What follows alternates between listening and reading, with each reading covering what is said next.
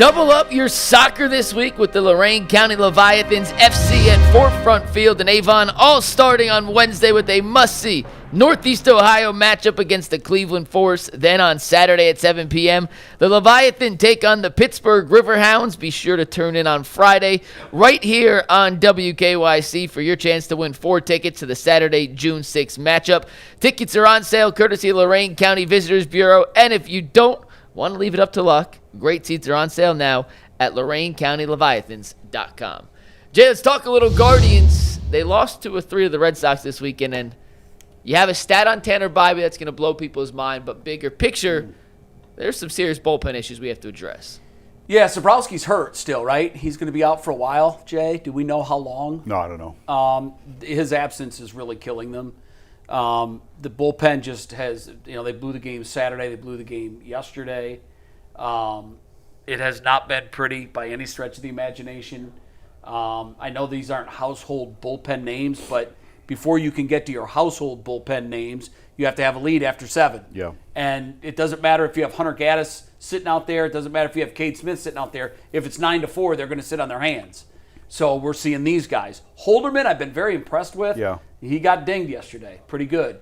Dion is a guy I saw in spring training 2 years ago, and I literally was like, who is this guy? This guy's incredible. And they finally, I never heard. Then they called him up this year. He's had some mixed results. But you can't, and both those games were close. And the Sonny Gray game Saturday, okay, that's an L. You're probably not going to beat Sonny Gray. Although I was fascinated to learn that Voter caught him for, I think, 5 years or something in Oakland. Oh, yeah. So you would think that he would have intimate knowledge. Sure. It didn't help. It doesn't mean the transit, he's not holding the bat. I got to tell you, Sonny if I Gray? see... Oh, my gosh, he's that old now? He's like 36, I think. That's 36, crazy 37. now. He pitched like he was 20. Yeah. He pitched a great game. So going into this series, I thought, okay, they'll probably lose the Sonny Gray game, but I think they can take the bookends. We're 2-4 on a homestand that... the Nationals, I know, are playing much better baseball, but the Red Sox are a last-place team. They are reeling. And they came in and made us look like we weren't ready to compete. 2 things on the overall macro of what's going on. Stephen Kwan, I don't know what happened to him. I'm pretty much, I have zero expectations for him moving forward.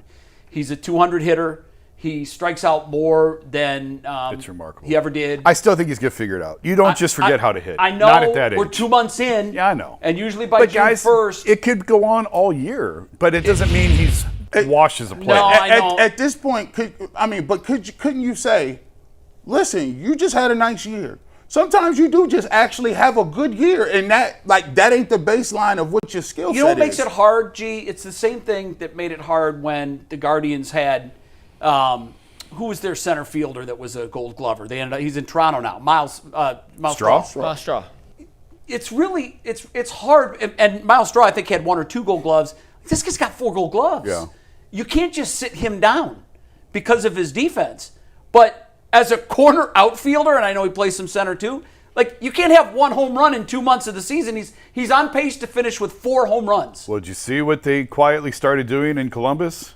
No. Moving Ralphie Velasquez to left field. Oh, good. Cooper Ingle to left field. Oh, very smart. So, because you got to have power in those corners. You have to. I think you're going to see Velasquez by the end of the season, if I hope not so. much sooner. And I think a lot, remember with Kafis, they tried it with CJ Kafis. They moved him to the outfield.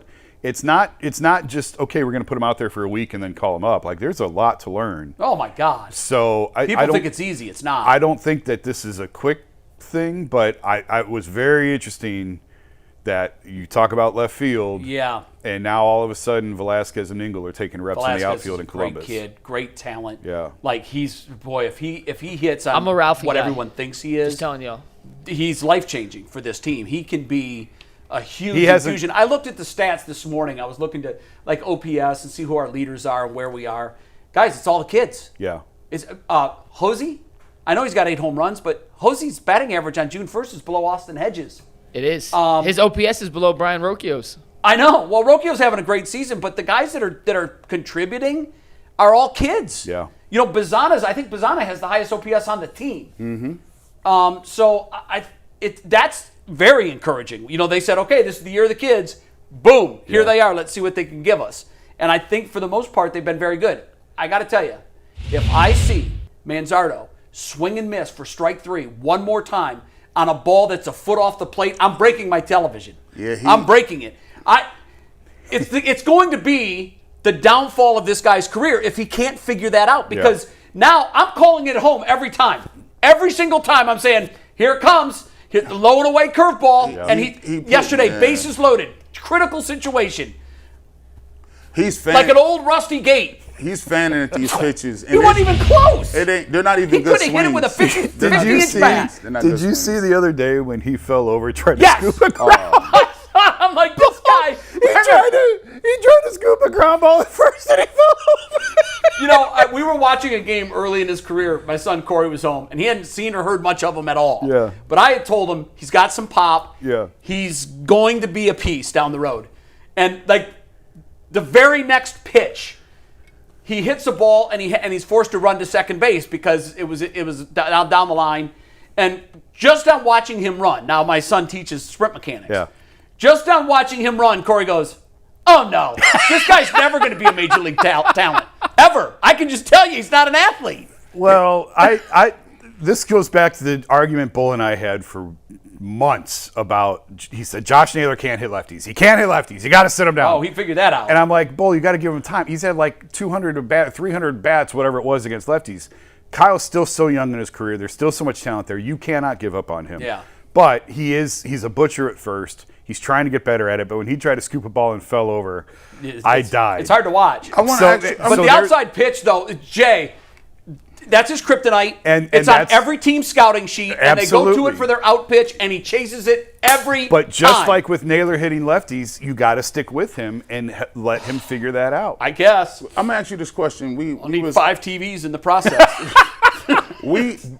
I think McNuggets had this last week. You weren't on the show. He asked, and I said, yeah.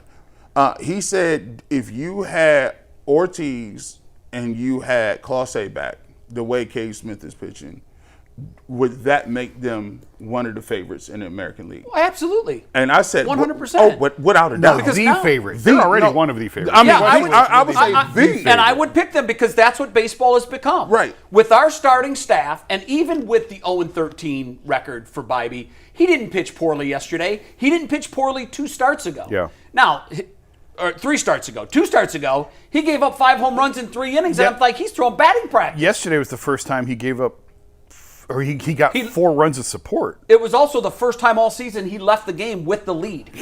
Can you imagine that? This is your opening day starter, and they are 0-13 when he's on the bump. That's crazy. I can't even get my mind around that. So if you take that number out, just wipe those 13 games out, the Guardians are 21 games over 500. Just make it 500 in those. 7 and 6. They're 6 still and 7. almost the best team in the American League. Yeah. Did we overhype Bibee? Is he might be a 3 dog. He's not ace. He's not even the 2-hole. Gavin Williams, if I'm in a series and it's Game 7 and everybody's available, Gavin Williams is my guy. Yep. Parker Messick is 1A for me. Yeah, Parker Messick is right there. Oh. Yeah. And then it's Tanner Bibee because Tanner still has good stuff, but first now he's red hot. But the first hitter of the game yesterday did it again off of him. I might go to Cantillo. I think I would go to Cantillo over Bibee. I would think about it. I really would. But, man, I like his bulldog mentality. You mentioned the lack of run support. There's no way this team should be 0-13 in games he's started. Correct. No way. Correct. And at some point, I expect him to go through the Guardians' dugout when he's pitching, losing 1-0 on an unearned run. I expect him to go to the bat rack and take every single bat out and throw it in the middle of the dugout and start performing some sort of exorcist on the lumber, because I don't know what it is, but when he pitches, they just go to sleep. So Jay, is that they must not like him? So what? So do all pitchers have this thing? Is that how you show? Hey, y'all not gonna be no runs. Is that when you just go crazy on a Gatorade? Okay, this is the most unprofessional thing that you'll ever hear me admit to. Okay, I can't wait. I was pitching in a game in New Jersey. Now I was much younger and much more competitive. It was scoreless in much the 7th. more competitive than now. Oh, come on, that's bro. hard to. I know, but it was really, really good players. Remember Jack Cust? Yeah, his brother was on my team. They were both phenomenal high school players. I mean, it's a scoreless game in the 7th inning. We had left the bases loaded twice. They had 1 base runner. I come in after a 1-2-3 7th, and I take my bat because I didn't want to break someone else's. and I beat our Gatorade can to a pulp. And while I'm doing it, I'm yelling, "Why can't you guys hit?" And I mean, I broke everything. And you know what? In that half of the inning, we scored 4 runs and we won 4-0. And everybody at the time was like, "Crawford's lost it. He's absolutely lost it." Man. And I don't know how these guys keep it in check. Yeah. I swear to God, I don't. Because I know what he wants to say and I know what he's thinking. Yep. Yeah. But, you know, I think it's just great training. Carl Willis would never have it. But these guys and their ability to hold in that emotion. I was playing Saturday and I had a guy behind me make an error. And, you know I throw my hands in the air and I'm like, thank God there's not a million cameras trained on me. But I know my teammates see it, but in the moment I can't stop it. But I don't know how he keeps that in check.